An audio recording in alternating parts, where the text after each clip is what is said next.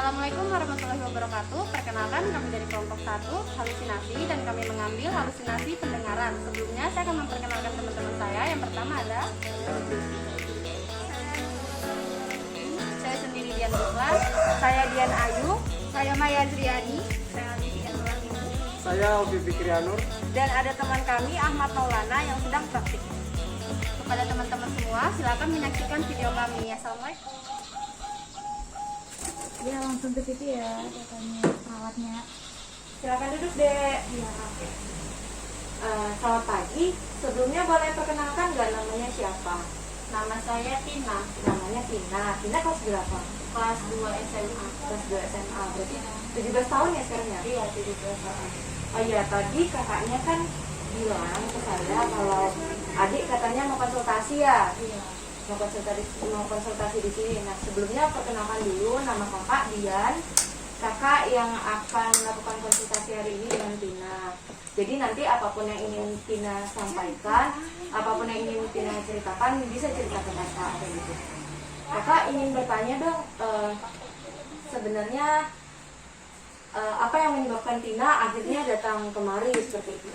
Tina sering dengar ada yang bilangin Tina pembunuh.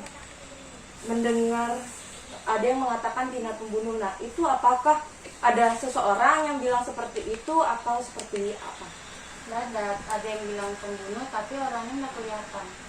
Orangnya nggak kelihatan, berarti suara aja ya kayak gitu ya? Iya, suara aja. Nah, itu sejak kapan ya Tina mendengar suara tersebut? Sejak bapak di rumah jatuh, terus tuh waktu itu Tina jalan main ke rumah teman, jadi Tina nggak ada di rumah buat bantuin bapak. Nah, seperti itu ya ceritanya. Nah, kakak juga mau nanya lagi nih, dalam sehari atau seminggu tuh berapa kali sih suara itu sering muncul gitu? Biasanya suaranya tuh muncul kadang seminggu 2-3 kali. Seminggu 2-3 kali suara itu muncul. Nah, apakah dengan adanya suara itu Tina merasa terganggu? Kan Tina ini masih SMA ya. Pas Tina belajar itu pada saat suara itu muncul, apakah Tina merasa terganggu atau merasa kayak ya udah deh kayak gitu biasa aja? Seperti apa tuh perasaan Tina saat suara itu muncul? Tina merasa terganggu sama Takut dan merasa terganggu juga ya dengan adanya suara itu. Nah, suara itu paling sering Tina dengar itu pas kapan tuh? Apakah pada saat belajar, pada saat sendiri di kamar, atau pada saat bermain? Itu yang paling sering suara itu muncul tuh pada kapan? Pada saat apa gitu? Pas Tina lagi sendirian. Pas lagi sendirian.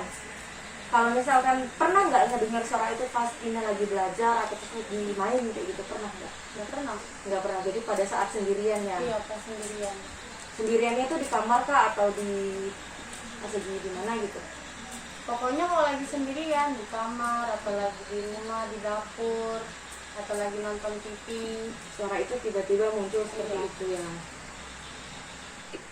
Oke, baik Tina, karena tadi suaranya sangat mengganggu aktivitasnya Tina, di sini kakak ingin mengajarkan Tina cara agar suara itu tuh nggak muncul lagi atau Tina bisa melupakan suara itu. Dengan cara apa? Dengan cara menghardik suara itu. Nah, kita bisa seperti ini nih kakak, contohin ya. Saya bukan pembunuh dan saya tidak pernah membunuh.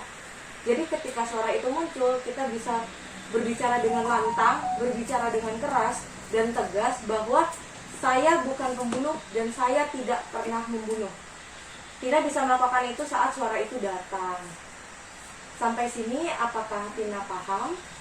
Diulangi Tina apa yang kakak sampaikan tadi?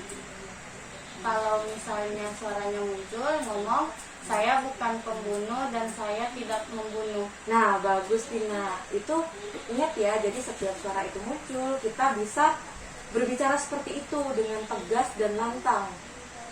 Jadi insya Allah nanti suara itu tidak akan muncul lagi. Dan juga kita harus percaya bahwa diri kita sendiri ini adalah bukan pembunuh, seperti itu. Dan juga jangan percaya dengan suara-suara itu Tina, kayak gitu. Sampai sini apakah ada yang ditanyakan Tina? Nggak ada yang ditanyakan. Oke, mungkin Tadi kalau misalkan suaranya muncul lagi, Tina bilang apa? Atau Tina melakukan apa ya? Tina bilang Tina bukan pembunuh dan Tina tidak pernah membunuh. Nah, ya betul. Lakukan secara tegas dan lantang ya. Oke. Eh, Nanti kakak bilang lagi ke yang antar Tina tadi, kakaknya ya? Iya, kakak saya. Kakak. Nanti untuk melakukan konsul berikutnya, nanti kita jadwalkan harinya. Seperti itu ya. Untuk melihat perkembangan Tina. Nah, seperti itu. Mungkin Tina sudah bisa pulang, udah boleh pulang. Terima kasih Tina telah melakukan dengan baik dan telah mendengarkan dengan baik. Sama-sama. Makasih ya, ini Tinanya sudah selesai Kak. Mungkin nanti kita bisa jadwalkan lagi untuk pertemuan selanjutnya ya. Ya, sudah boleh pulang. Terima kasih ya. Iya, hati-hati. Iya. Ini lagi? Waalaikumsalam. Ayo sini silakan duduk. Silakan duduk. Apa kabar Tina? Nah, ini kan kita baru ketemu lagi nih setelah 2 minggu.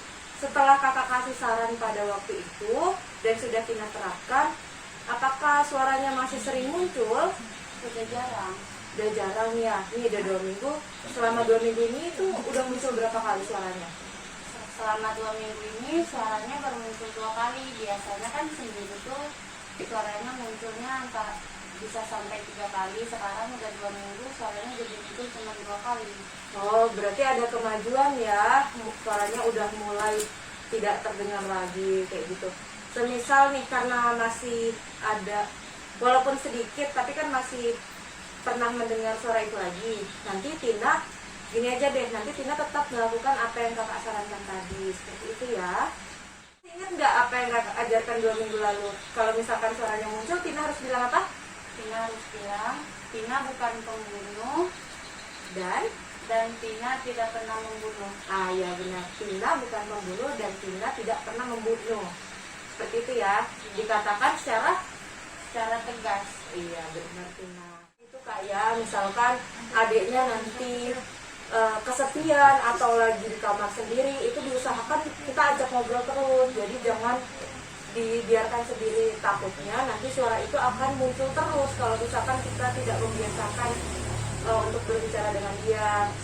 Dan juga kemarin Tina sempat bilang sama saya suara itu tuh sering munculnya pas dia lagi sendiri, maka dari itu kita tidak boleh membiarkan dia sendiri kayak gitu.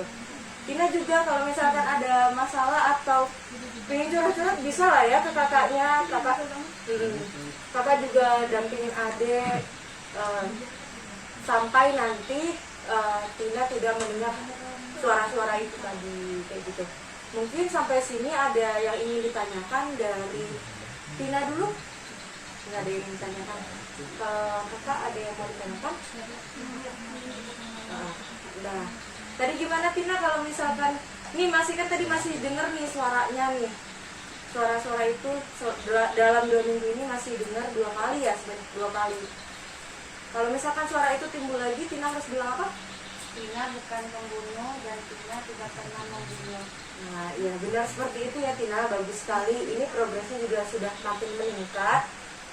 Dan semoga saja untuk kedepannya Tina tidak berhalusinasi pendengaran seperti ini tadi. Ini sudah selesai sesi konselingnya. Alhamdulillah ini udah ada progres yang maju. Nanti sekiranya ada tanda-tanda atau gejala apapun itu bisa konsultan ke saya lagi. Mungkin boleh dihubungi melalui Kak Maya ya. Kak Maya yang punya nomor saya tadi. Nah, sudah selesai. Dek Tina boleh kembali ke rumah kayak gitu. Kalau gitu kita permisi balik ya. Terima kasih Mbak. Iya, sama-sama. Kami permisi ya Mbak. Terima kasih. Iya, sama-sama.